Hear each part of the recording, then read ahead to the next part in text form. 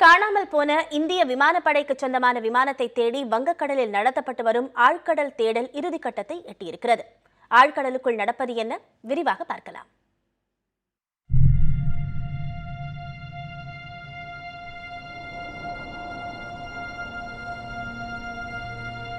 சென்னை தாம்பரம் விமானப்படை விமான நிலையத்தில் இருந்து கடந்த ஜூலை 22ஆம் தேதி கிளம்பிய AN 32 ரக விமானம் காணாமல் போன பகுதியில் ஆழ்கடல் தேடல் நடைபெற்று வருகிறது.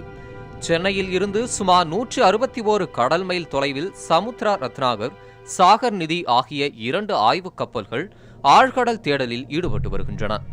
இந்திய புவியியல் ஆராய்ச்சி மையத்திற்கு சொந்தமான சமுத்ரா ரத்னாகர் ஆய்வு கப்பலுக்கு 15,000 சதுர கிலோமீட்டர் தேடும் பணி கொடுக்கப்பட்டுள்ளது. நியாட்டுக்கு சொந்தமான சாகர் நிதி 7,000 சதுர கிலோமீட்டர் கடல் பகுதியில் தேடுதல் பணிகளை மேற்கொண்டுள்ளது. சமுத்ரா ரத்னாகர் தேடும் பணியில் 54 இடங்களில் சந்தேகப்படும்படியான பொருட்கள் தென்பட்டுள்ளன. அவை காணாமல் போன விமானத்தின் பாகமா என்பதை உறுதி செய்ய 24 பாகங்கள் தென்பட்ட இடத்தில் மறு ஆய்வு தொடங்கியுள்ளது. 5 கிலோமீட்டர் தொலைவில் நடத்தப்பட்ட ஆய்வினை முடித்துவிட்டு மறு ஆய்வின் போது 1/2 கிலோமீட்டர் தொலைவில் மறு ஆய்வு பணி தொடங்கியுள்ளது.